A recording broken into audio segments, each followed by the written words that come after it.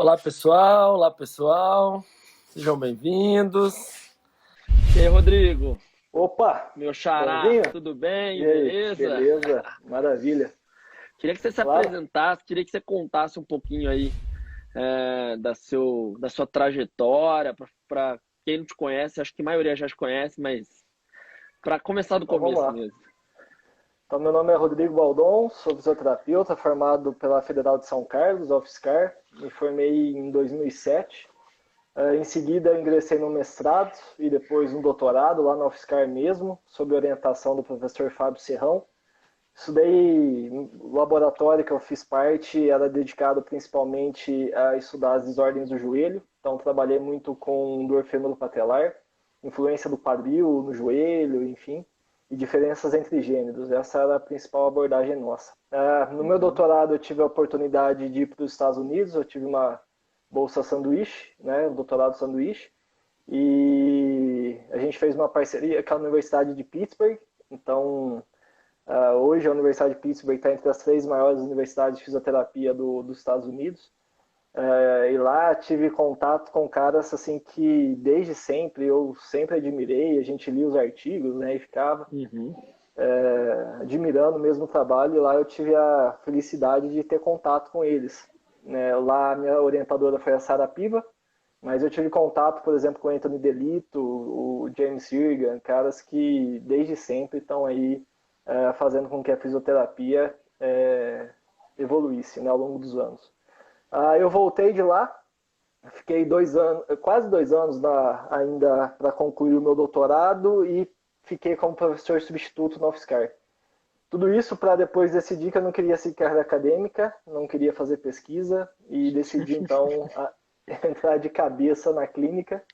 E tem 6 anos então que eu abri minha clínica. Hoje o meu sócio está aí, é o Nescau, o Guilherme Nescau. O apelido dele, a gente brinca, o nome dele é Nescau, o apelido é Guilherme. E a gente está junto todos os dias lá na clínica e finais de semana viajo muito ministrando cursos e dando aula em pós-graduação. Então basicamente é isso.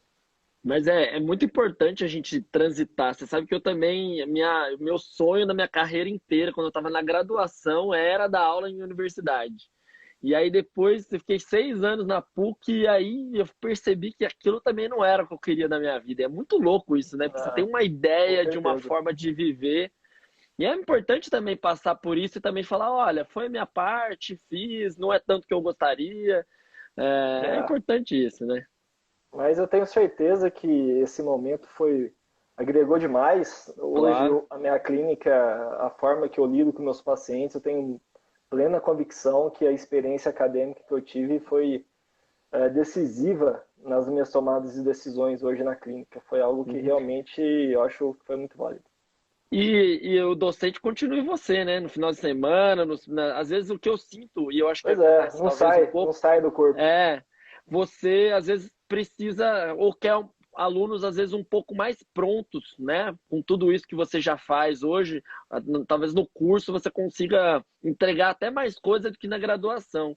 Então, Com eu acho certeza. que é mais ou menos isso que eu senti, talvez seja o seu caminho também, mais ou menos, Pode ser, pode ser. né? Rodrigo, vamos começar então com a nossa live de hoje. Você falou bastante lá, né? Que você teve experiência lá em Pittsburgh, e lá eles são a parte da abordagem de subgrupos é bem importante. Como é que você começou a trabalhar com isso? O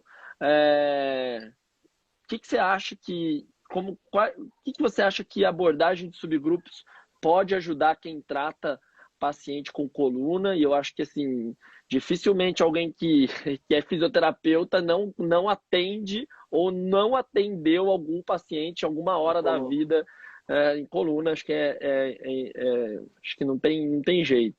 Então, como você Legal. acha que esse paciente pode se beneficiar? Qual seria o caminho? Vamos começar bem no começo, se você quiser É, explicar um pouco o que é sim, isso. sim. Eu acho que vale a pena explicar um pouco do Uhum. conceito, porque não sei, para a gente nivelar todo mundo que está na live, né?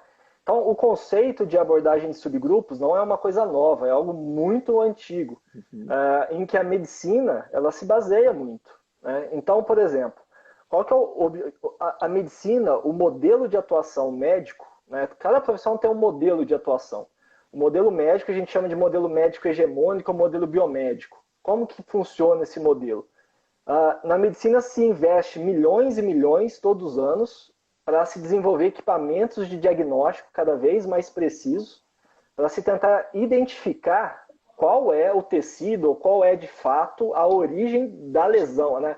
Qual é a lesão, qual é a origem do sintoma, porque o médico ele precisa saber a causa, o tecido, para ele atuar frente a isso, certo? Uhum. E isso não deixa de ser um sistema de classificação, né? Baseado nesse modelo médico, então, ele precisa, então, classificar a dor do paciente, a dor lombar, né? Eu vou classificar ele em dor facetária, dor discogênica, dor radicular.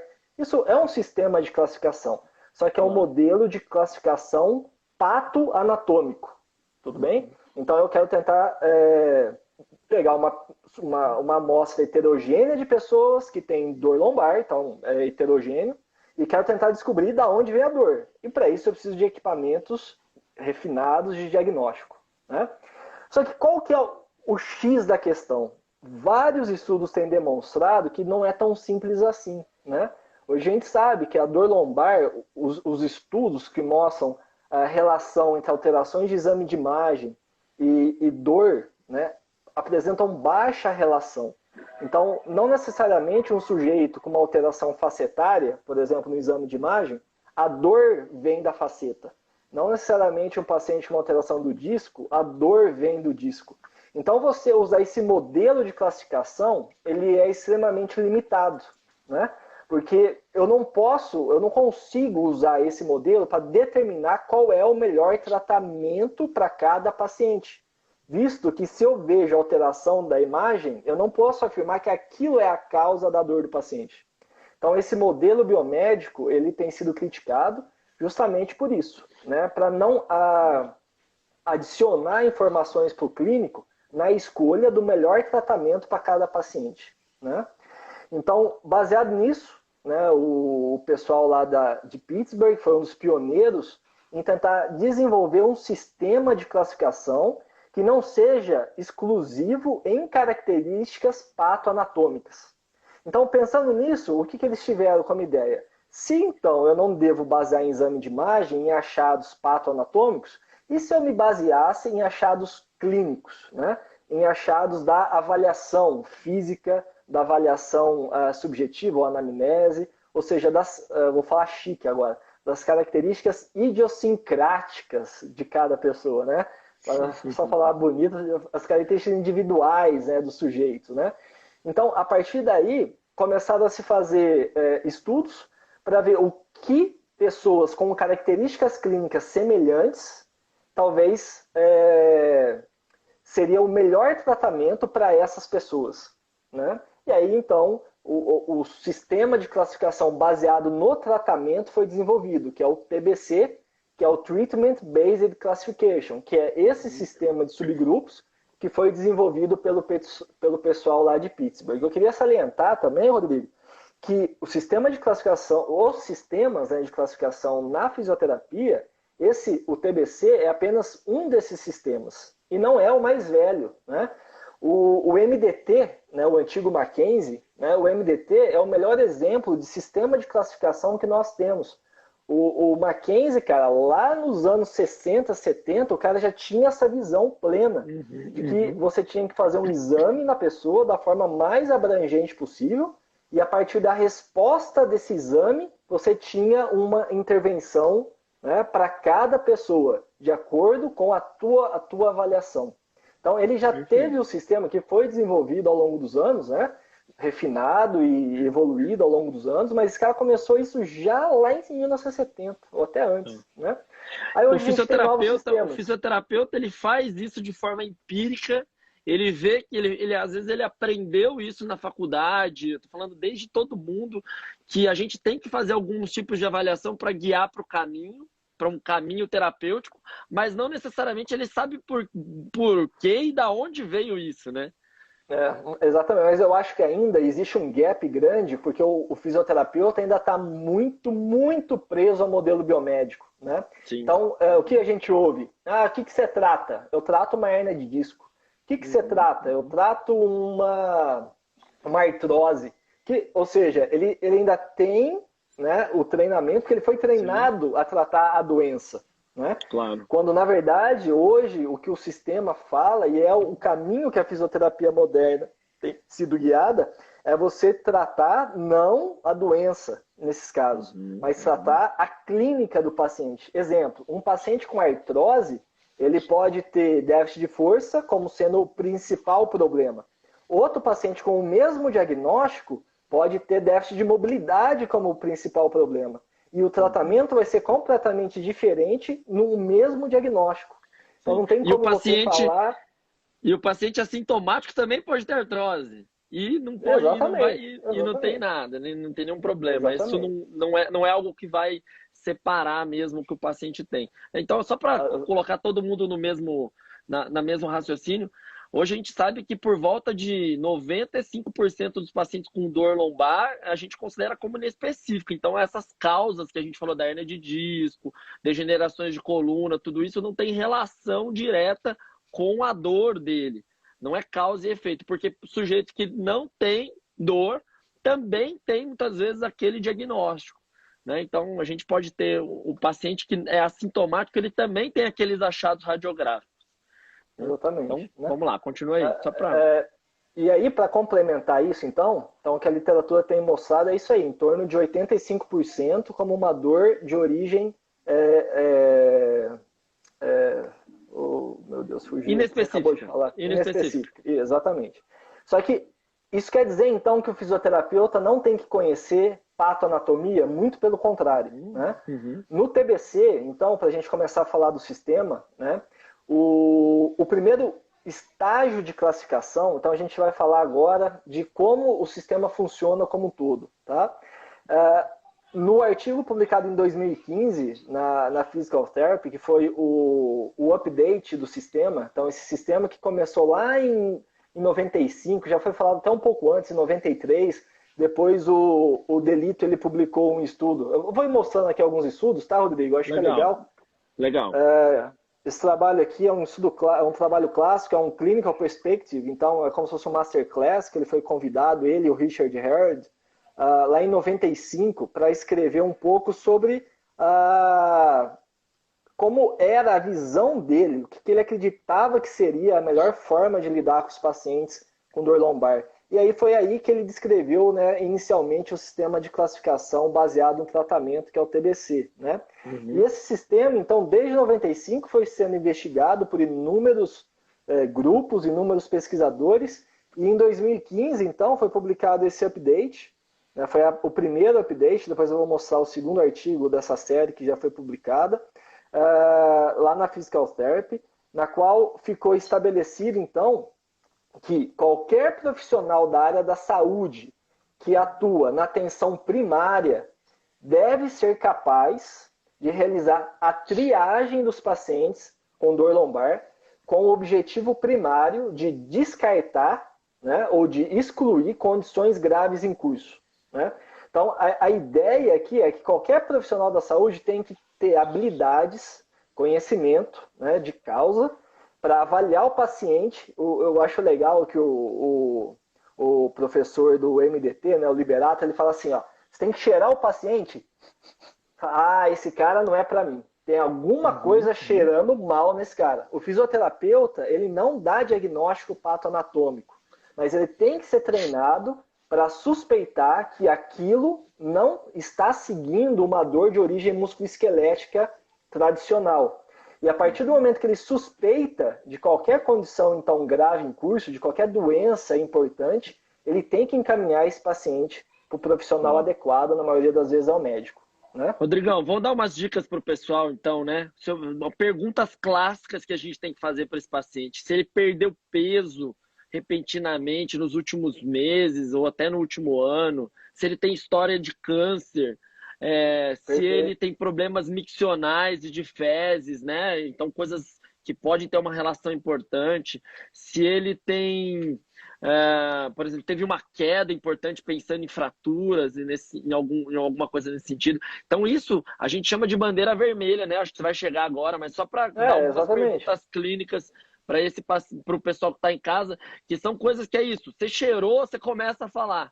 olha, isso é alguma coisa preocupante para a gente. Agora, também vale Exatamente. salientar que isso ainda é minoria, né? Tem alguns Com guidelines certeza. mostrando que essas malignidades de bandeiras vermelhas, das red flags, elas são bem pouco prováveis. Então, assim, pode É. acontecer em centros de referência? Pode, mas Perfeito. menos Então, de a partir do 1%. momento que você vira referência, ou você começa a tratar muita coluna lombar, cada vez mais você vai de Vai acordo com aparecer. isso, né?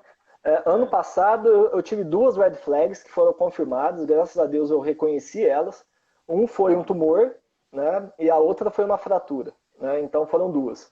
No ano retrasado eu tive uma fratura também e tive uma caldequina, né? Então assim, são poucos casos, mas são casos que são Uhum. emergenciais, né? Que Você não pode comer bola, né? precisa, não pode comer bola, exatamente. Então mais algumas aí, por exemplo. Se tem um paciente jovem, né, menos de 20 anos, atleta, que faz muito esporte de extensão, rotação de tronco, ginasta, por exemplo, levantamento de peso, tenista, né, começa a ter principalmente sintomas constantes, principalmente com dor à extensão, e começa a ter até alteração neurológica. Você tem que encaminhar, não é normal um paciente jovem começar a ter esse tipo de sintoma. Isso pode ser uma espondilolistese importante que está gerando dor específica, né? Perda de peso, dor noturna, você já falou que pode ser um tumor, principalmente em pessoas acima de 60 anos, com história, né, de câncer também.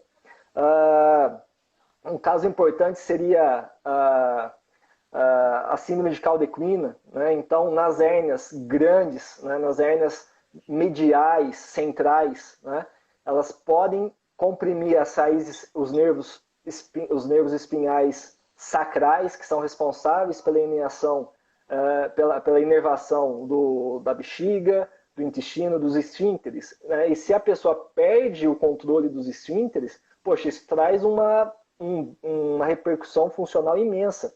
Então, isso tem que ser feito, reconhecimento precoce, para que possa ser feita uma conduta cirúrgica, muitas vezes, precoce. Porque se não é feito precoce, já era. Né? A pessoa perdeu, o nervo morre e aí já era. Né? Outro caso importante, que eu acho que é fundamental também, são as estenoses. Né? Existe clusters, né, de sinais de estenose, tanto de canal quanto de forame. Então, aquele paciente que tem a idade acima de 50 anos, que tem uma dor, principalmente para ficar em pé, e é uma dor sempre aparecendo com a mesma frequência e depois o mesmo tempo de exposição, né? Então, o cara fala assim, ó, depois de 3 quarteirões andando, começa a formigar minhas pernas, perco dor, perco força. Então, isso é tudo indício que pode ser uma estenose. Também vale a pena ter que encaminhar para investigação. Paciente imunodeprimido, né, que tem qualquer doença que pode alterar o sistema imunológico, HIV positivo, doenças reumáticas importantes, né, isso pode ser red flags também. Então, essas são algumas. E uma red flag que não é bem uma red flag, porque a red flag a priori é aqueles casos que você tem que encaminhar direto, né? Você não deve nem continuar teu exame, né? Mas no guideline eles consideram o paciente com dor nociplástica, né? Que hoje é o termo mais utilizado, né, pela IASP, que é aquele paciente que tem um envolvimento central mais importante. Por que a justificativa? Porque esse paciente é fundamental fazer um diagnóstico diferencial, porque provavelmente ele vai necessitar de uma abordagem medicamentosa, né? E em alguns momentos também de terapias complementares. Então, se você negligencia isso, talvez você também está comendo bola, igual você mesmo citou. Né? E por último, para finalizar essa parte das bandeiras vermelhas, é considerado bandeira vermelha o paciente que apresenta dor lombar, principalmente com dor irradiada para a perna, na qual a queixa de dor é pior na perna do que nas costas e com déficit neurológico significativo. Né? Claro. Ou progressivo. Então o cara chega para você e fala assim, ó, ontem eu fui pegar um trem no chão, travei, dor intensa, dor absurda e o meu pé não levanta mais. Por exemplo, aí você avalia, por exemplo, e o cara está com grau de força 2, né, pensando na Kendall. O grau de força 2 é considerado uma bandeira vermelha. Tá? Você precisa encaminhar esse paciente para ser feito o exame de imagem, um diagnóstico diferencial, e aí junto com a abordagem, em conversa com o médico, vocês vão tentar decidir qual é a melhor abordagem. Ou um paciente que começou com alteração neurológica, e você vai acompanhando, e ele começa a piorar. A partir do momento que ele começa a piorar a função neurológica, você também precisa encaminhar esse paciente. Né? Então, acho que dessa forma a gente conseguiu falar aí, principalmente das principais red flags. Tá? Porque, Rodrigo, a gente fala muito que o fisioterapeuta ele precisa ser um profissional de primeiro contato, ele deve, mas a gente não pode esquecer que a gente tem que fazer um bom exame clínico, porque senão, uma hora ou outra, você vai deixar um paciente desse passar e vai ficar fazendo exercício com ele, e esse paciente vai ter uma piora grave. Se a gente quer assumir esse papel de primeiro contato, a gente vai precisar ter um bom exame clínico, e acho que você vê que a gente falou praticamente de exame clínico, nenhum teste muito específico e de uma boa anamnese, né? Exatamente. A gente tem poucos testes que vão, na verdade, ajudar a descartar. A maioria são clusters de perguntas. Exatamente. E, na verdade, essas perguntas, quando todas elas indicam a condição, como são condições raras, então que a incidência seja de 1%, quando essas questões elas te levam a achar que isso pode ser, na verdade, ela está aumentando a chance de 1% para 10%. Então ainda é baixo. Mas se elas aumentam de 1% para 10%, isso já te obriga a encaminhar para o médico para descartar a condição. Entendeu? Com certeza. Então, isso que é importante. Então, você está, assim, se resguardando que não tem nada grave acontecendo. Né? Posso fazer um parêntese? Não tem muito a ver, mas acho que é importante. A gente reclama muito, né, de exames complementares em demasia, né? Os médicos pedem pra caramba e todas as diretrizes recomendam para não pedir tanto exame complementar, somente em casos realmente importantes. Essas perguntas, elas, acho que pensando numa coisa mais para a gente se resguardar, a gente tem que ter no nosso prontuário que a gente fez essas perguntas para esses pacientes, que eles responderam que não, tá? Que se acontecer uma questão desse jurídica, paciente ter jurídica, você está resguardado, que você não recomendou o exame, você não pediu um exame complementar, porque clinicamente ele não indicaria isso. E aí a gente continua ajudando os 99% que não tem, né, não colocando exames em excesso para eles. Então, acho que uma dica aí, eu acho que a gente precisa realmente seguir um protocolo de perguntar sempre isso para os pacientes. Só fazer um parênteses, porque senão também a gente acaba não pedindo exame para ninguém e vira o excesso, sabe? E a gente vai perder algumas pessoas importantes, que você falou muito bem, de 1 para 10 é realmente muito relevante. Isso. Perfeito. Então, aí, continuando, Rodrigo, eu vou mostrar um outro slide aqui, que vai mostrar, então, qual que é o caminho que o TBC segue, depois que você, então, avalia e descarta essas red flags. Né? Então, uma vez que você viu que o paciente não é um red flag, um sinal vermelho, né? A gente vai tentar classificar ele em sinal amarelo ou sinal verde. Tá? Então, no TBC, o sinal amarelo, né, pensando num trânsito, num semáforo, né, é aquele paciente que seria indicado realizar tratamento supervisionado.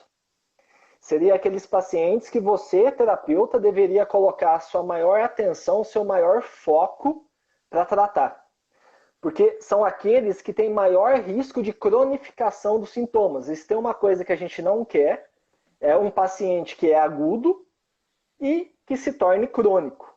Uma vez que o paciente é crônico, a gente sabe todos os problemas, né, tanto para o próprio paciente, mas problemas econômicos que isso pode gerar. Né? O paciente não vai trabalhar, não vai gerar renda, enfim. Né? Então a gente quer tentar evitar o máximo possível. A história natural da doença do paciente crônico é muito desfavorável comparado ao do agudo, né? A história natural da doença do agudo é satisfatória, tende a melhorar. E a do crônico é o dilema do universo, né? De tentar diminuir esses caras. Então a melhor coisa é prevenir que fique crônico. Sim. A gente sabe, a literatura já mostrou que as variáveis principais preditivas de um paciente se tornar crônico parecem ser variáveis psicossociais, né? Alguns fatores psicossociais. Então, a gente tem um questionário que avalia o risco, né, de cronificação desses sintomas, que é o Start Back, né, Start Back Tool. Eu vou mostrar aqui, ele já foi traduzido para o português pelo pessoal lá de Campinas. Foi, né? Do grupo do Rodrigão. A Bruna é a primeira autora e a Débora foi a supervisora. Então aqui, ó, Bruninha Vasconcelos, o Fred, o Samuel Lodovich, o Wilson Mello, né, lá do Instituto Wilson Mello, e a Débora, a professora da USP. Então tá aqui o questionário, que é o Start Back, né? Então são 9 questões, cara, super rápido de preencher, né? E esse questionário, então, a pontuação varia de 0 a 9, certo? Se a pontuação ela for menor ou igual a 3, isso quer dizer que é baixo o risco de cronificação. Então, já é uma coisa boa, pensando em prognóstico desse paciente, certo? Se a pontuação for maior que 3, então 4 para mais, a gente vai olhar para subclassificação, porque o questionário ele tem dois momentos de pontuação. Ele tem a pontuação total e tem a subescala psicossocial, que a pontuação vai variar da pergunta 5, 6, 7, 8 e 9. Então ele varia de 0 a 5, né? Então se a pontuação deu 4 ou mais, você vai olhar na subescala psicossocial, que vai de 0 a 5. Se essa subescala der menor ou igual a 3, o risco é médio de cronificação. E se ela der maior que 3, 4 ou 5, o risco é alto de cronificação, né? Então, se você tem um paciente médio ou alto risco, isso já justifica você, então, gastar ficha nesse paciente para tentar minimizar, com tudo que você tem na sua caixa de ferramentas, né, o tratamento. E o outro fator que é sugerido, então, aqui também no TBC, é aqueles pacientes que têm queixa de dor primária na perna, ou seja, em que a dor maior sentida, a queixa primária do paciente é dor na perna e não dor lombar. Porque a dor na perna também é fator de cronificação. É um fator, são condições que têm um prognóstico pior do que o paciente com uma dor somente na lombar. Então esse paciente é aquele que você também vai tentar fazer de tudo para melhorar o quanto antes. Certo? Então isso daí seriam os casos do sinal amarelo. Beleza? E quem seria o sinal verde? Então, que eles consideraram, e foi a primeira vez que o DBC falou disso, foi nesse artigo de 2015, e eu achei bem legal, tá? Que é o self-management, que é o autocuidado. Seria aqueles pacientes com baixo risco de cronificação pelo start back, pacientes que a dor é somente lombar, e pacientes que conseguem ter um self-efficacy bom, aqueles pacientes que entendem bem a situação, né, que você consegue conversar, educar bem esse paciente, que é um cara proativo, que você percebe que ele vai lidar bem, é bem entendido, né? E é esse caso que o que você vai tentar fazer? Um gerenciamento dos sintomas. Muitas vezes à distância. Então você vai educar, vai falar toda aquela educação em dor que a gente já sabe, vai falar do prognóstico, que é favorável, vai falar da importância de se permanecer ativo. Se você quiser fazer alguma avaliação biomecânica para algum fator de risco que talvez valha a pena você intervir, algum exercício específico, né, de mobilidade ou de fortalecimento, você pode fazer também. Mas aquele paciente que talvez você vai falar assim, ó, vamos deixar marcado para daqui 3 semanas. Nesse período, qualquer coisa você me liga e me fala. Mas a priori, vai fazendo isso e daqui 3 semanas a gente se vê novamente. Então você não está deixando esse cara de escanteio, não. Ele está ciente de que ele é o cara primário da intervenção e que você está lá para o que precisar. Mas, ao mesmo tempo, isso é legal porque o custo vai ser bem reduzido, né? E esse cara vai ser proativo, uma coisa fundamental também no tratamento desses pacientes. Minimizando uma coisa que o Ney provavelmente vai falar muito, que é o overdiagnosis, né? ou Sim. overtreatment, querer tratar todo mundo, achar que todo mundo está ferrado, todo mundo tem que fazer a fisioterapia. Exatamente, Talvez não exatamente. necessariamente. Porque Né? o paciente vai ficando menos dependente ao seu tratamento e Exatamente. mais ele entende que ele pode ser responsável, que ele deve ser o protagonista da história para se cuidar ali, né? Que faz mais, depende mais dele do que da Exatamente. gente. Acho que esse é um ponto importante. Com E certeza. economiza, você falou uma coisa importante que é economizar dinheiro, né? Porque quando a gente fala em dor lombar, quanto se gasta em problema de coluna no mundo é absurdo. Então, isso é um ponto que acaba sendo uma válvula de escape do Estado também, né? Se isso começa a ser colocado no serviço A público, ponta do lápis, isso, né? isso vai economizar Com dinheiro, com certeza. certeza Com também é um ponto certeza. importante. E vai direcionar o dinheiro para onde realmente precisa. Eu acho que talvez isso é o Exato, mais importante. exato. Claro, claro. Eu queria mostrar um slide para finalizar essa primeira parte. Tá, Aqui, eu chamo ele de Joey. Né? O Joey quer fazer uma pergunta para todo mundo. tá. Então, é necessário para o fisioterapeuta conhecer a patoanatomia da dor lombar? Então, aqui, ó, é fundamental. Você tem que Claro. conhecer sinais e sintomas de um tumor, de uma fratura, de uma estenose, de uma síndrome de caldequina. É fundamental. Agora, qual a importância desse conhecimento para o fisioterapeuta? Então, baseado nesse sistema, né, a patoanatomia ela vai ser muito mais importante para você separar o joio do trigo. Para você separar os pacientes que você vai tratar ou que tem indicação de fisioterapia daqueles que você precisa, então, encaminhar para o médico. Tá? Então, nesse Claro. primeiro momento, não vai ser a patoanatomia que vai direcionar seu tratamento. A escolha do tratamento fisioterapêutico. Ela sim vai determinar quem é elegível para receber fisioterapia e quem deve ser encaminhado. Tá bom? Beleza? Ótimo, perfeito. E também, como você já disse, daí um segundo, então divide em três partes, né? Um que não é o nosso paciente, que a gente tem que caminhar para o médico, um que vai precisar de uma estratégia cognitivo-comportamental, educação em dor mais focada ainda, e um paciente que a gente vai ter que tratar menos, que ele vai ser o mais ativo no tratamento. Vamos falar assim, ele vai ser o que a Perfeito. gente vai ter vai ser o mais ativo no tratamento mesmo. Ele Gerenciamento. vai mais um gerenciamento. Exatamente. Aí, então, agora a gente vai falar da fisioterapia específica. Né? Uhum. Até esse guideline, esse último guideline, o TBC, para quem talvez não estava muito habituado a ele, tinha a impressão que era uma coisa muito mecanicista, uma coisa muito robótica. Que você ia avaliar o paciente e se ele tinha isso, você ia fazer esse tratamento e só podia fazer esse tratamento, ponto, acabou. Né? Então, a gente que já estava mais vinculado ao sistema sabia que não era assim que funcionava. Né? Mas não estava ainda tão descrito, né, de forma clara num paper, bem organizada a ideia. E nesse artigo de 2015, eu achei que foi fantástico que os Deu uma travadinha aí, Rodrigo. Rodrigo, deu uma travadinha. Vamos ver se foi só para mim. Pessoal, vê se travou o do Rodrigo, se travou o meu. Escreve aí pra gente. Travou? Travou do Rodrigo, meu. Caiu o Rodrigo? Caiu mesmo. Vamos ver se volta. Vamos ver o Rodrigão aqui.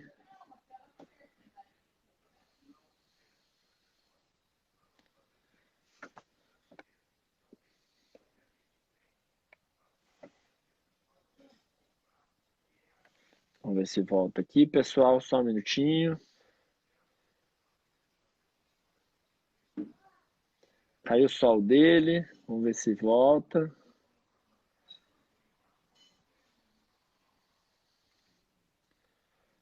Deixa eu chamar ele de novo aqui, pessoal. Aguenta aí um pouquinho. Ele parece online para mim aqui.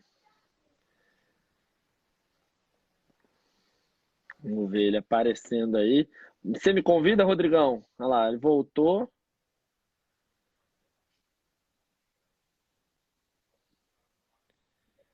Ah, Olha lá, convidei o Rodrigo de novo. Vamos que vamos. Não nos derruba, Instagram. Vamos que vamos. Tem 306 mil lives hoje. O meu tá distorcido? Será? Parece que tá parecendo. Vê se o meu tá. Se a internet não tá muito boa. Pra mim tá parecendo que tá excelente aqui. Vamos ver. Rodrigo, chamei ele. A minha tá boa? Vocês estão me vendo bem, pessoal? Manda o convite. Eu mandei, Rodrigo. Eu mandei. Vou tentar mandar de novo. Tá, eu acho que a internet realmente tá pesada aqui. Essa hora começa. Deixa eu ver se eu consigo chamar o Rodrigo de novo. Eu convidei, tenta me chamar, me pedir novamente, Rodrigo.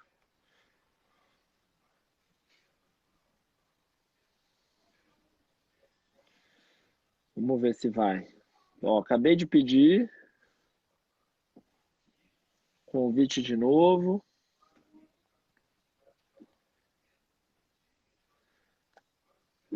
Não tô conseguindo chamar ele aqui.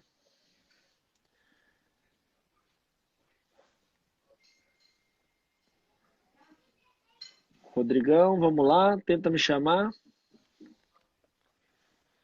Vamos ver. Aquele botãozinho ali não tá indo. Apareceu e sumiu o convite. Vamos de novo.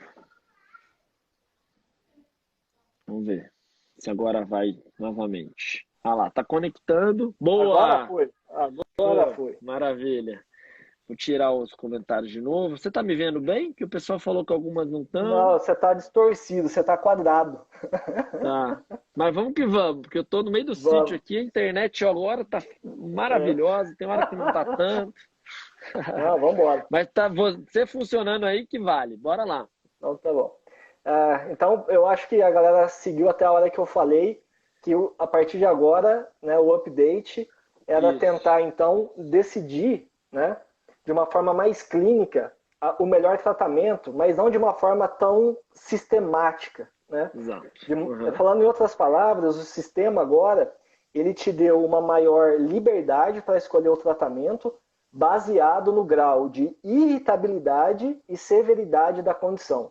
Tá? Tá. Então, você acha que isso foi uma aqui. questão de interpretação? Porque o fisioterapeuta adora uma receita de bolo, você tem isso, faz isso, ou você acha que realmente não foi tão descrito mesmo até então? Cara, eu acho que um misto dos dois. Eu acho que foi falha dos dois sentidos. Tá, bom. Então, esse daqui é a imagem do artigo. Tá? Então, eles classificaram agora 3 caixinhas como se fosse um termômetro. Então, primeiro, o termômetro quando o paciente está com muita febre, que quer dizer, um paciente com alta incapacidade. Isso é avaliado por meio, por exemplo, do Ozoestre, né, um questionário mais usado. Então, se você aplica o Ozoestre e você vê lá uma pontuação, por exemplo, acima de 40%, é um paciente com alta incapacidade. E um paciente com sintomas, então, de dor moderada a alta, então você pega lá um paciente com dor 7, 8, 9, 10, e com sintomas voláteis, né? Então, aquele paciente que está hoje dor 7, aí ele fica sentado meia hora, a dor já vai para 10. Sim. Ou seja, qualquer pequena coisa já altera muito o sintoma. E aí, para esse perfil clínico, então, de paciente, eles chamam, então, eles encaixam no subgrupo modulação do sintoma. Dentro desse subgrupo, então, ele nos dá 4 opções terapêuticas. A primeira opção é exercícios em direção preferencial. Tá. O segundo, manipulação, mobilização. O terceiro, tração. E o quarto, repouso ativo. Tá? Então, são 4 condutas que são suportadas, de certa forma, pela literatura, umas mais, outras menos, mas que podem ser utilizadas para abordar esse paciente que está muito, muito irritado. E aí, o que é muito legal, né, eu acho que está pequenininho aqui, não vai dar para vocês enxergarem, eu acho, mas também é um Ah, não, acho que até dá para enxergar assim. Deu para ver sim. Deu É pra um, ver. O caminho dá do para ver, né? paciente. Deu. É o caminho do paciente dentro desse grupo de modulação dos sintomas.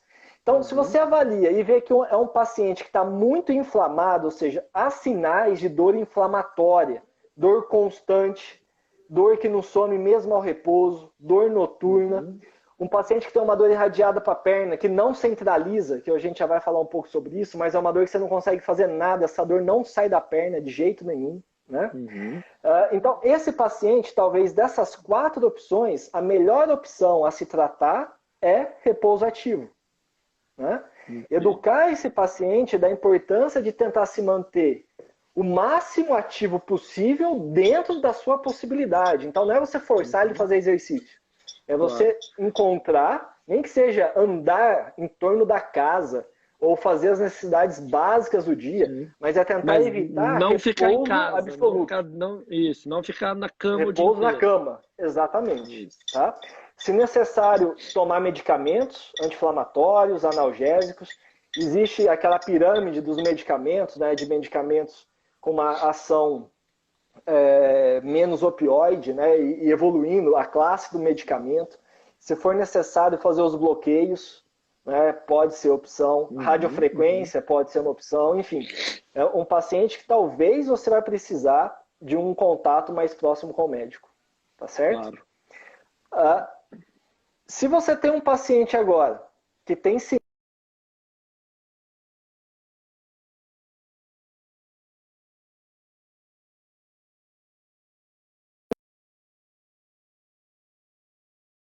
clínicos, a gente tem principalmente o SLR cruzado.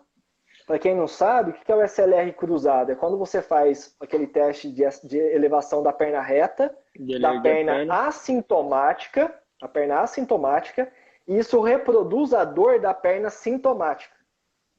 Tá? Então, esse é um sinal que tem alta especificidade para dor radicular, tá? Para uma compressão nervosa. Tá? Não é o melhor termo dizendo, uma dor radicular, envolvimento da raiz nervosa. Sim. Tá? Porque são coisas diferentes. E além disso, o paciente que periferializa com tudo. Então é um paciente que você não encontra uma direção de movimento que faz com que a dor da perna melhore ou ela desapareça. Tudo faz, qualquer movimento, qualquer postura, faz a dor da perna piorar. Piorar muito. Então, esse paciente seria o paciente que você poderia prescrever tração. Tração. Tá? Aí alguns vão falar, nossa, mas tração, eles têm certeza do que você está falando? Sim. Pois é, não tenho certeza. Tá? Então, a literatura, o que ela mostra pra gente é o seguinte, isso nos guidelines, isso nas revisões sistemáticas, é que o uso da tração, tanto para o paciente com ciática quanto para a dor lombar, ela, comparada a qualquer outra forma de tratamento, ela não se mostra superior, e ela, adicionada a outra forma de tratamento, não parece trazer benefícios para o paciente. Tá? Então parece que ela não serve para nada. Tá? Mas eu acho que quando eles falam isso, aquele caso muito específico que você excluiu, e eu acho que é eu também não consigo. Eu uso muito pouco hoje tração na minha prática clínica, mas quando a gente vê isso, talvez seja um paciente muito específico que você avaliou muito. Não sei qual é a sua opinião. Exatamente. É isso que os subgrupos tentam fazer. Tentar encontrar quem que é esse paciente que teria benefício da tração. Mas até agora ainda não tem nenhuma regra de predição clínica que mostre de fato quais as características que um paciente tem que ter para se beneficiar a mais da tração. Ótimo. O que os estudos mostram, assim, de forma preliminar, é que talvez seja, de fato, esse paciente com dor radicular que não responde mecanicamente, que talvez seja aquele que você precisa abrir espaço, tem que dar espaço para a raiz nervosa, para talvez melhorar o fluxo sanguíneo para essa raiz, tentar melhorar o edema intraneural dessa raiz, e a tração poderia ajudar nesse sentido. Tá? É interessante falar isso, porque para cervical, né, a tração ela tem um nível de evidência bom para os pacientes que têm indício de dor radicular. né? Inclusive, a regra de predição clínica, ela foi validada já nesse sentido para os pacientes, então, que obedecem a alguns critérios, todos eles de que mostram que a dor tem um componente radicular. Nesse paciente, você fazer tração vai bem. Então, pensando que se na cervical vai bem, a gente tende a querer acreditar, né, de todo jeito, que isso vai também servir para lombar, né? Mas, novamente, é para aquele paciente específico, né? Qual que é esse paciente, em termos de porcentagem que eu recebo na minha clínica, que tem SLR cruzado positivo e que periferializa com tudo? É, no máximo, 5%. Sim. Né? Então, na melhor das hipóteses, né, é que eu tenho recebido umas buchas atualmente, sabe? Ah, tá. Parece que conforme vai passando o tempo, bicho, aqueles casos mais bonitinhos não chega, é esquisito o negócio. Parece, verdade. Parece curva de rio, sabe? E aí, a tração, então, estaria indicada mais para esses casos. Beleza? Ótimo. Vamos continuar aqui no fluxo. Então, se isso resolveu, né, essa condição, ou se o paciente você avalia e ele centraliza, né, ou seja, se ele tem uma direção de preferência, que é um conceito do Mackenzie, né, do MDT, o que é direção de preferência? É um movimento realizado numa direção específica ou uma postura realizada de forma específica que faz com que os sintomas do paciente desapareçam, melhorem ou centralizem. Né? Se você encontra um movimento que seja capaz de fazer uma dessas três coisas, né, você vai usar essa direção como estratégia mecânica de tratamento. Então, exemplo, o paciente tem uma dor, está se apresentando à tua frente, com uma dor que vai até o joelho, por exemplo. Né? E você começa a fazer extensão com ele, e essa dor que vai até o joelho, que era 7, por exemplo, ela continua até o joelho, mas agora está 3, depois de fazer 30 extensões. Então você fala que você tem uma direção de preferência com esse paciente. Certo? Perfeito. Mas ele não é um centralizador, porque a dor ainda está no joelho. Agora, se você tem um paciente que tem essa dor até o joelho, você começa a estender, e agora ele fala para você, ó, a minha dor ela sumiu na perna, e só está no meio das costas. Então, esse cara é um centralizador, porque a dor saiu da periferia e veio para o centro. Essa informação é importante por quê? Porque o centralizador ele tem um prognóstico muito bom. Né? Se você encontra isso, você dá um beijo na testa do seu paciente, você abraça ele, solta rojão, porque você sabe que ele vai melhorar rápido. E você tem que levar isso, porque isso conforta o paciente, você tem que dar isso para ele. Né? A direção de preferência a gente ainda vai usar, né? Se, mesmo o cara não sendo centralizador, mas a gente tem que entender que talvez o prognóstico dele não seja tão favorável quanto o centralizador. Tudo bem? Mas também diminuindo o limiar de dor também faz com que ele consiga fazer outras coisas que, pensando lá no modelo mais biopsicossocial, também favoreça, né? Exposição gradual ao movimento. O cara tá com nota 10 e para 7, às vezes é uma estratégia para que esse cara fique mais ativo também, né? Pensando num ambiente um pouco maior. Mas lembrando que, pensando aqui no TBC, ele está dentro desse subgrupo modulação dos sintomas. Então, nesse momento, como ele é um paciente ainda quente, pensar que é um paciente com febre, o que a gente quer é controlar o sintoma. Então, uma coisa que eu levo comigo, assim, Rodrigo, foi difícil eu seguir esse caminho, mas eu acho que depois que eu fiz o MDT, foi uma das coisas que mais me ajudou, é o conceito KISS. Você conhece o conceito KISS? Não. KISS? Não? Não. Vou te falar então, aprendi lá com o Liberato. Keep it simple, stupid. Tá. Né? Então, mantenha a conduta o mais simples possível. Sim, então, se você tem uma terapia que você faz e ela é capaz, né, de tirar uma dor que está em 7 e passar para 3, não tem por que a gente querer adicionar uma nova terapia. A gente tem que ter calma. Né? Faz sentido. Vamos gastar ficha naquilo, porque imagina se você faz um monte de coisa e depois na segunda sessão o paciente volta pior. Você não sabe o que fez a dor piorar. Então eu gosto de eleger para cada momento da minha terapia uma conduta. Então, se eu estou nesse pacote de modulação dos sintomas, eu vou tentar encontrar uma dessas 4 ferramentas e vou tentar usar elas primeiro de forma isolada. Se chega um momento que o paciente para de evoluir, aí talvez eu comece a agregar intervenções, outras estratégias. Tá?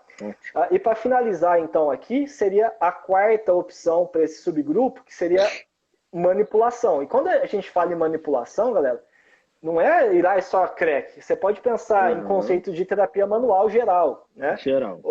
Qualquer medida que busque gerar analgesia por meio de terapia manual ou ganhar mobilidade. Então, dentro da abordagem do TBC, o cara que vai se beneficiar mais da manipulação são os pacientes, então, agudos, com dor localizada, principalmente na coluna, e que irradie no máximo até a nádega. Então, não pode ter paciente com dor que vai para a perna. Isso, né?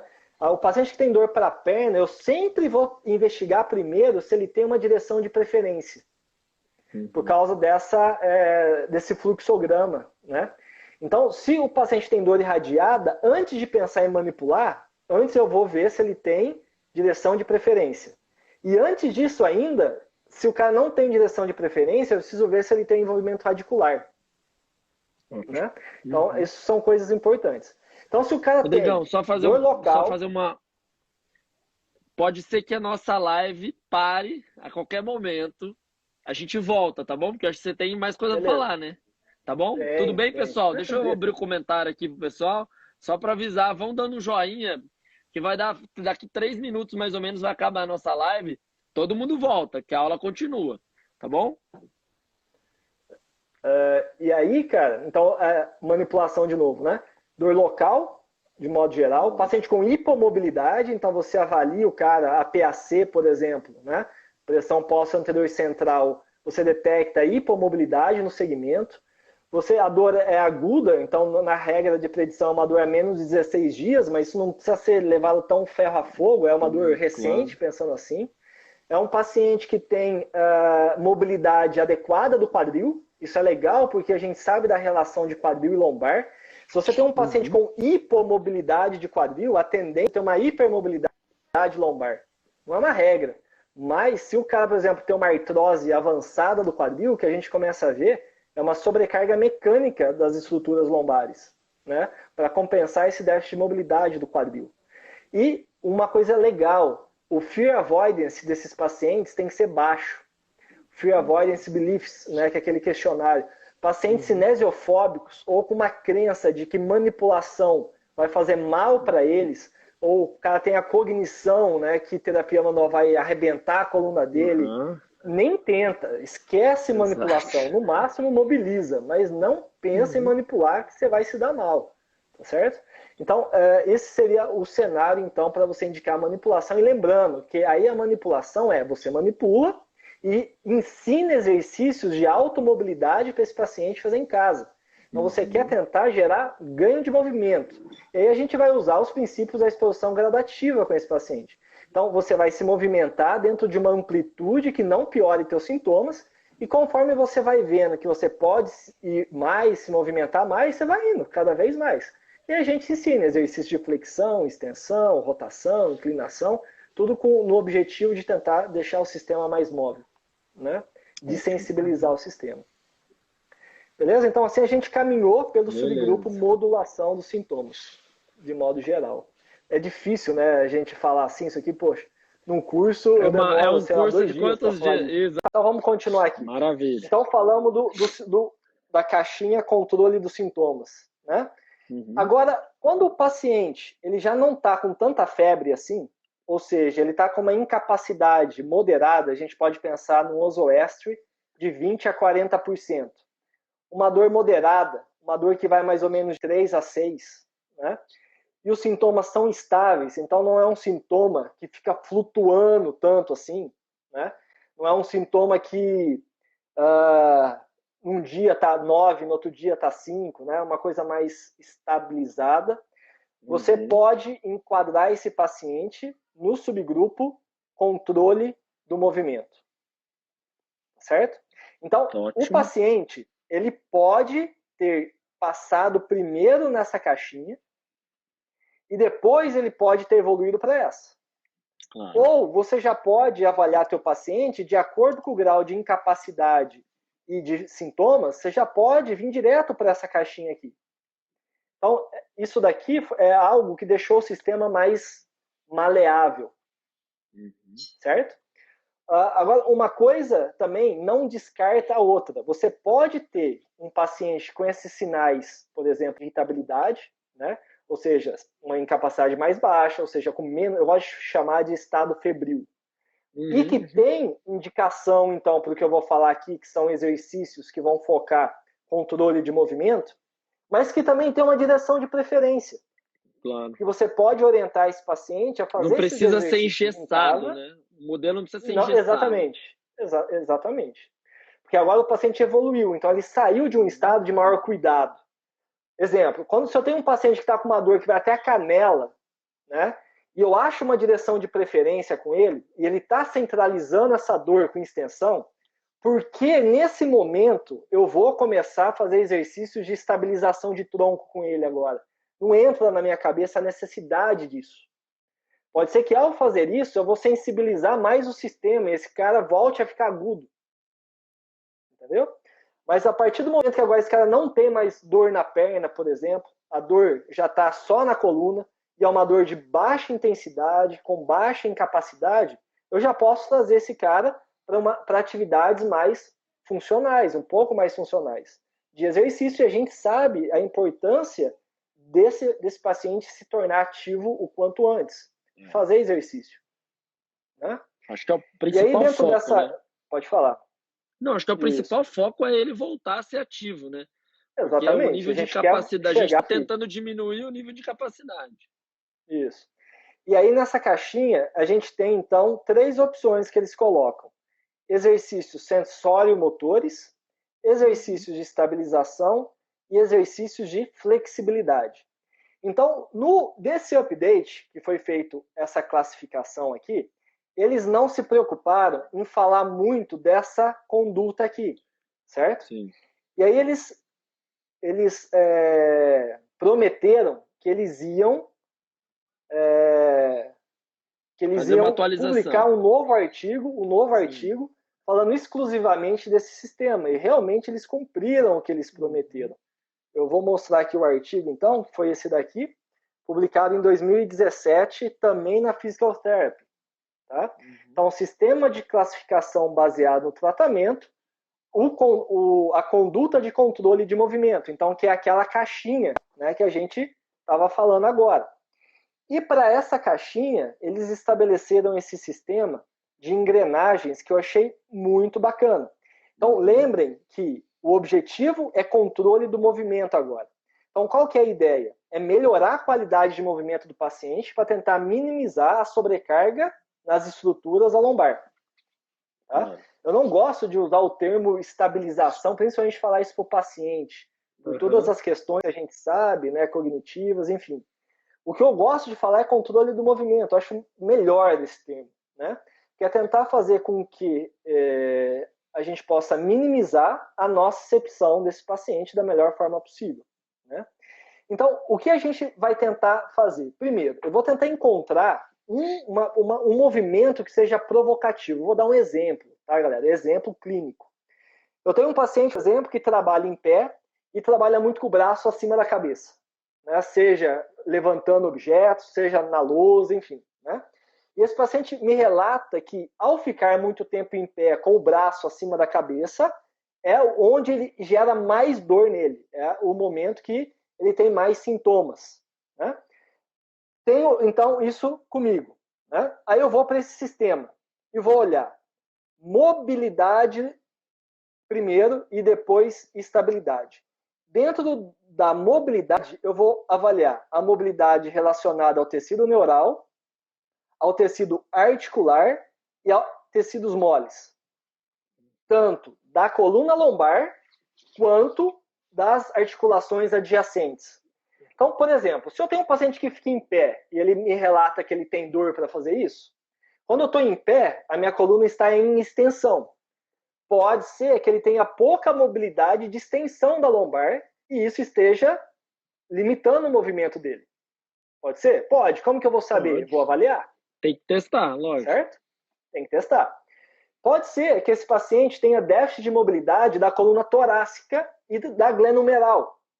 Pode ser que ele tenha déficit de mobilidade de flexão do ombro. E quando ele tenta fazer, então, a flexão do ombro, para ele conseguir fazer isso, ele precisa fazer muita extensão da lombar. E aí já é uma condição totalmente diferente. Então, agora, a lombar, ela está com muita carga em extensão em decorrência de déficit de mobilidade das articulações adjacentes. E aí você vai ter que abordar a mobilidade acima, com exercícios de mobilidade articular ou miofascial. Aí vai na tua avaliação. Um outro exemplo de corredor, o cara fala que tem dor para correr, né? Aí você vai avaliar a mobilidade do quadril desse paciente. Você verifica que ele tem um déficit importante de extensão do quadril. Então, os flexores do quadril dele estão extremamente rígidos.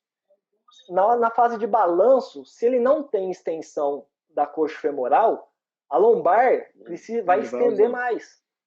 E aí vai colocar uma sobrecarga mecânica em extensão. Então você tem que, antes de pensar em fortalecer o tronco, você tem que dar essa mobilidade do quadril. Então, quando a gente pensa em controle de movimento, o que a galera tem que entender é que a mobilidade, ela que manda primariamente no controle do movimento. Não adianta você querer criar estabilidade na falta de mobilidade.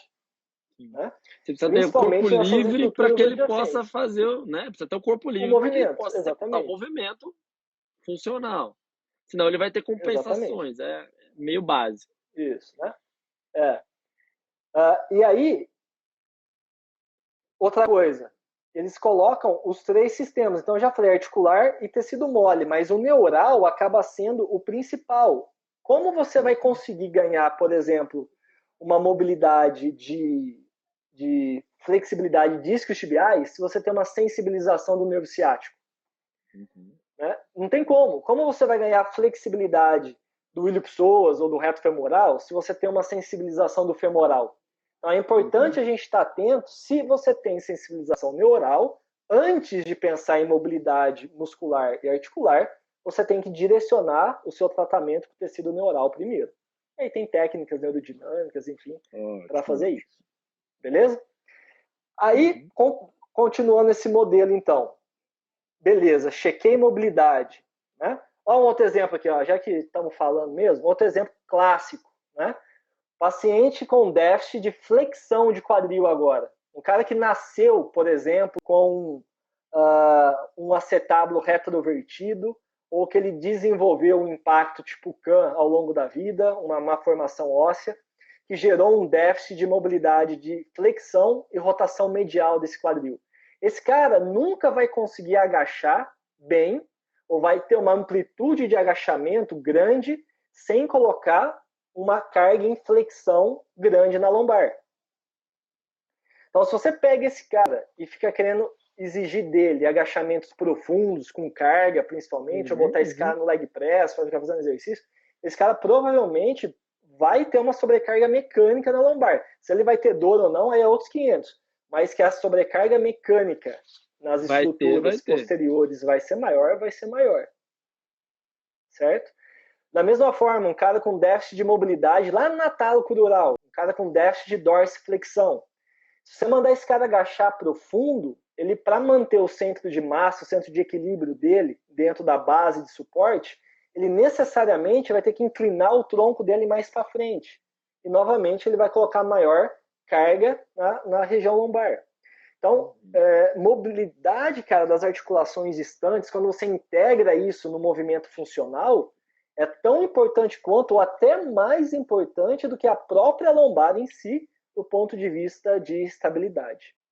Certo? Claro. Dito isso, então, a gente vem para esse outro sistema, que é o sistema local, então, de estabilidade.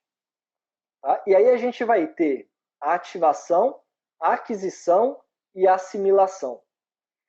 Então, vamos lá. Isso daqui é pensando em controle motor. Quando a gente tem um padrão ruim de movimento, e aí acho que todo mundo já viu isso, né? Tem pessoas que você fala assim, ó, cara, sabe, encaixa a bunda, assim, ó, tranca a bunda. né? A retroversão, né? Retroversão. Bota o cara lá em 4 apoios e faz lá o gato arrepiado e a loira do tchan, né? Você vê? Tem gente, cara, que você manda o cara fazer isso, ele contrai os músculos do olho, contrai da orelha e não consegue entender esse movimento básico, né? Você fala pro cara ficar lá com uma postura neutra, que seria uma lordose, né?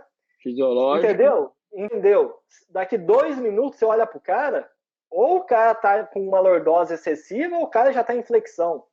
Ele não faz a mínima noção de como que tá a coluna dele no espaço, né? Então, essa pessoa, inicialmente, a gente teria que dar preferência por exercícios de controle motor, tá? Então, controle motor, pessoal, como que esses exercícios, né?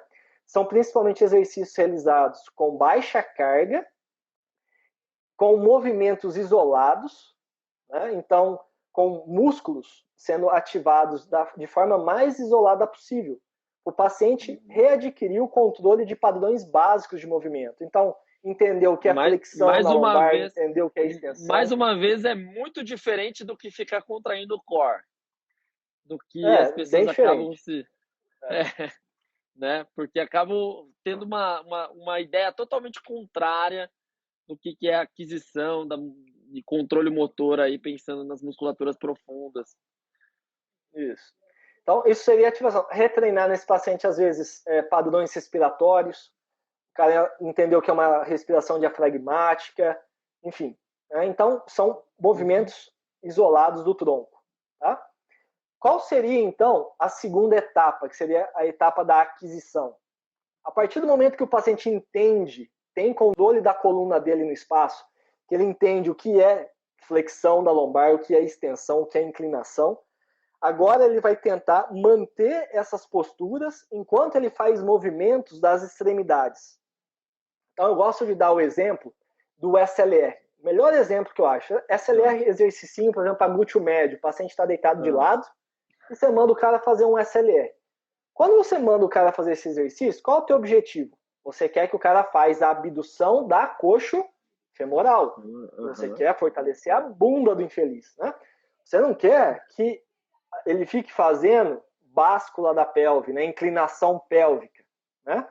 E tem pessoas que você passa o exercício que não movimenta o quadril. O quadril você não vê o glúteo contraindo. O que a pessoa faz, basicamente, é o movimento pélvico. Então, quadrado lombar para subir e desce, né? Então, o que a gente quer nessa fase de aquisição é o contrário, que ele consiga manter a pelve estável por meio da contração dos músculos do tronco, que ele já teve lá na ativação, ele aprendeu a fazer isso, e que agora ele consiga, de forma... fugiu a palavra, dissociar, então, o movimento do quadril e da lombar. Então, manter a lombar parada enquanto ele movimenta o quadril. Né? Então, isso vai gerando já o conceito de estabilidade da coluna. Então, a coluna parada enquanto você coloca uma carga no quadril. Exatamente. Isso você pode pensar em fazer no plano sagital, né, com flexão, extensão. Então, quando você faz um exercício que chama dead bug, né, o paciente está lá de barriga para cima, braço para cima, quadris flexionados. Você pede o engajamento do tronco, o paciente contrai os flexores de tronco, né, toda a parede abdominal, e ele tem que estender uma perna e voltar. Qual que é o objetivo? Que ele movimente só o quadril, sem deixar o tronco movimentar junto. Né? Esse é o objetivo básico do exercício. Se a pessoa não consegue fazer isso, se estende a lombar, quer dizer, então, que ela não está preparada para esse exercício ainda. Né? Tudo bem? Perfeito. Essa fase, aquisição. E a gente pode pensar isso com a membro superior. Então, você vai passar um shoulder press, bota uma barra aqui e manda o cara estender. O que você quer? Que ele faça esse exercício sem fazer a extensão lombar junto. Que ele mantenha o tronco estável e isole o movimento na extremidade superior. Então, a qualidade nessa fase é fundamental. Certo? Na fase de aquisição, então, agora a gente está... Se eu for pensar numa gangorra, né, na primeira fase, ativação, controle motor e força. Então, muito controle motor. Na aquisição, eu já estou aqui, ó. Já vou trabalhar com força, ganhos de força, mas ainda com enfoque grande de controle motor. Na última fase, que é na assimilação, agora eu vou partir para movimentos mais multiarticulares, né? Padrões funcionais de movimento de fato. Aí eu começo a pensar em puxar, empurrar, em lançar, em chutar, né? E isso vai de acordo com a demanda de cada paciente. Sim. Muito envolvido no que ele gosta, no que ele faz da vida dele. Isso é bem importante. Exatamente. Sim. Né? Então, se é um cara que trabalha lá na construção civil, vai carregar peso, pô, você vai fazer ele levantar peso do chão, você vai treinar terra com ele. Por que não? Né? Vai fazer atividades que vão simular o gesto que ele faz. O cara que precisa pegar saco de cimento e jogar para cima, você vai treinar isso com o cara. Né? Vai criar estratégias para fazer esse cara voltar a ser o mais funcional possível. Certo? E o que é legal aqui, eu vou voltar na imagem, então, para finalizar esse subgrupo, é que tudo isso aqui, então, ainda está dentro de um modelo socioocupacional e as influências comportamentais que cada um tem. Então, entender os medos e as crenças do paciente dentro desse contexto pode ser muito importante. É fundamental, para você poder guiar também a escolha do exercício. Às vezes você vai passar para o cara um exercício de fortalecimento e o cara tem pavor daquilo, porque às vezes foi aquilo que gerou a dor dele. Então, você vai ter que tentar, com certeza, e quebrar esse exercício em etapas e expor ele gradativamente a isso. Né? Às vezes mudar, fazer o mesmo movimento, fazendo de uma maneira que ele não acha que ele esteja fazendo aquele movimento, até isso virar uma coisa mais normal, né? Isso.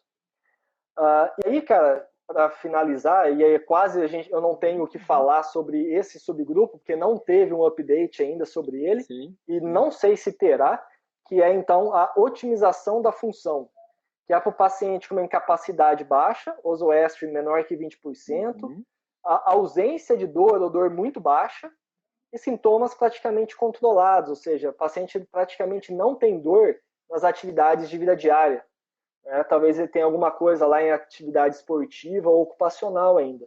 E esse cara é indicado, então, programas aeróbicos, atividade física global, fortalecimento, ou seja, é aquele cara que muitas vezes vai encaminhar para o educador físico mesmo, com alguma orientação específica, se você achar necessário. Né? Mas é aquele cara que você vai orientar que é fundamental, do ponto de vista de prevenção, ele se manter ativo. Né? Porque a gente sabe que o exercício realmente é fundamental para esse paciente. Mas o legal é que isso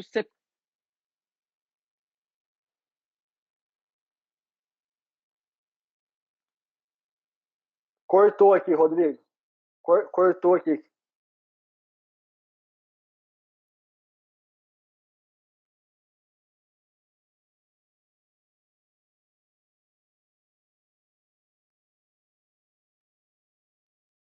Tá corto?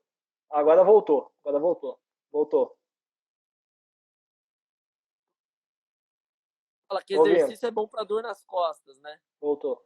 Mas qual paciente que ele é bom para dor nas costas? Qual tipo de exercício que é bom para ele? Então, acho que eu gosto bastante. Ver se ainda tá. Deixa eu esperar, ver se o pessoal se voltou. Vai falando aí se voltou, pessoal. E aí é importante a gente falar isso, né? O subgrupos é importante para direcionar qual tipo de exercício. Ver se ainda tá. Exatamente. O pessoal tá falando que tá mudo. Eu tô mudo? Não, o pessoal escreveu que sou eu. Ah, não, acho que já voltou. Beleza. Dá um delayzinho lá. Então é importante que para falar qual tipo de exercício e para qual tipo de paciente o exercício vai ser bem-vindo, né? Perfeito. Essa é a ideia dos subgrupos. Legal. Você quer completar alguma coisa? Cara, esse sistema, né, pensando... Porque daí a gente pode abrir alguma coisa para perguntas depois pro pessoal. Não, a última coisa, eu acho que esse sistema ele já foi testado, né, e comparado com guidelines. Então, teve, até onde eu sei, 2 ensaios clínicos que viram que você subclassificar seguindo essas diretrizes, ele foi superior do que você seguir o guideline, que seria fazer o tudão, né? Vamos fazer tudo uma conduta geral. E tem um ensaio clínico do pessoal da Holanda, né, que não viu diferença entre o guideline holandês e o sistema de subgrupos. Só que vale salientar que esse estudo, esse ensaio clínico holandês, a amostra, grande parte, eram de pacientes crônicos. E o sistema de classificação ele é direcionado principalmente para pacientes agudos e subagudos, esse sistema, né? Então, isso pode ser uma das razões que justifique essa ausência de superioridade. Mas, Rodrigo, a gente está falando de comparar isso com o guideline, né? A gente não está falando com o que, de fato, a fisioterapia está fazendo, ainda mais aqui, a gente no Brasil, que está engatinhando ainda. Né? Não, com certeza. Com certeza. Então, vamos abrir para perguntas? Legal, também acho. Foi espetacular.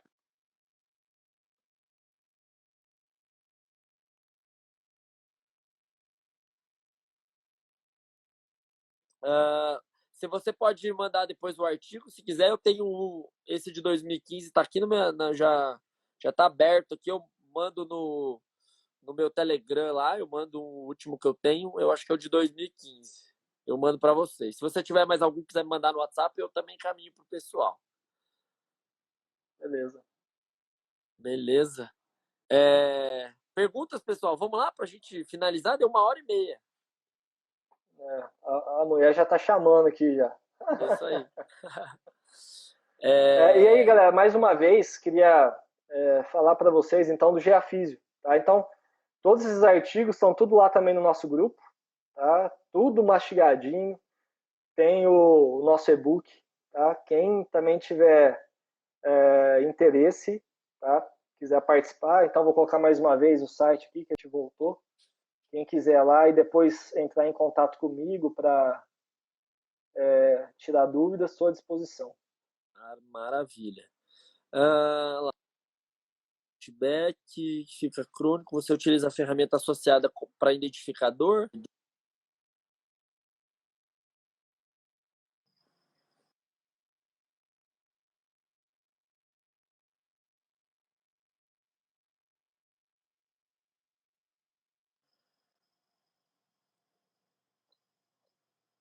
Porque o Startback é um deles, é o que o sistema utiliza, até por isso que eu citei.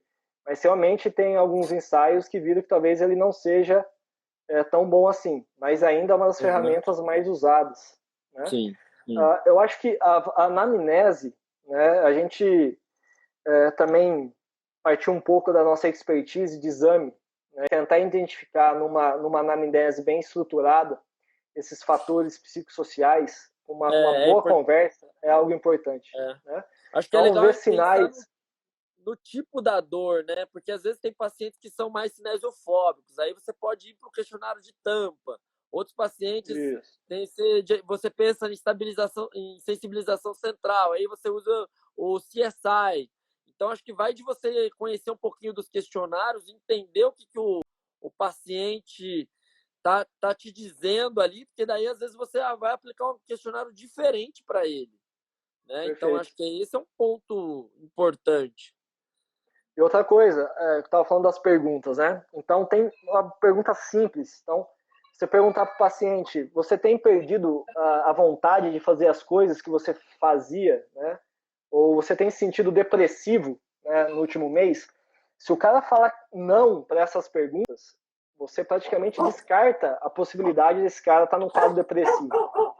Se ele fala que sim, não quer dizer que ele tem depressão, mas você não descarta a possibilidade. Então, isso pode pedir um encaminhamento para um profissional, né, da área da saúde mental. E a gente sabe que a depressão é um fator de risco de cronificação. Cachorrada latina aqui. Legal. Acho que é isso. Depois teve uma pergunta aqui sobre a abordagem do MDT e do TBC. São bem diferentes, né? O MDT é uma das... estaria dentro da classificação do subgrupo. Então vamos lá. Isso é importante.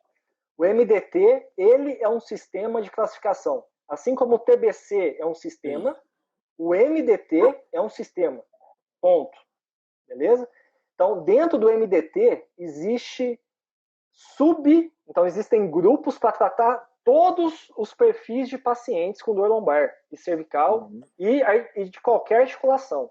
Então, é um sistema, nem todo ele validado, né, nem todo ele baseado totalmente em evidência científica, mas é um sistema que preconiza, sim, a ciência, tem vários estudos, né, e muita coisa boa do ponto de vista de raciocínio clínico. Tá? O TBC, que é esse sistema que eu estou apresentando para vocês, dentro de um dos subgrupos, né, que eu coloquei lá, que agora é modulação dos sintomas, ele tem uma opção que é exercícios na direção de preferência. Isso é um conceito do MDT, é um conceito do Mackenzie. Então, a gente pode dizer assim, que o TBC, ele usa uma ferramenta do MDT, ele incorporou um pedacinho do MDT dentro dele. Sim. Tá certo? Mas eles, de forma independente, são sistemas únicos. Sim. Tá certo? Ótimo. Acho que é legal. Acho que deu por hoje, né? 1h30. Acho que sim. Legal. Tá Queria bom. te agradecer, viu, Rodrigão? Obrigado pela sua disponibilidade. Tá? Valeu. Beleza. Obrigadão, Valeu, pessoal. gente. Abraço. Valeu, até a próxima.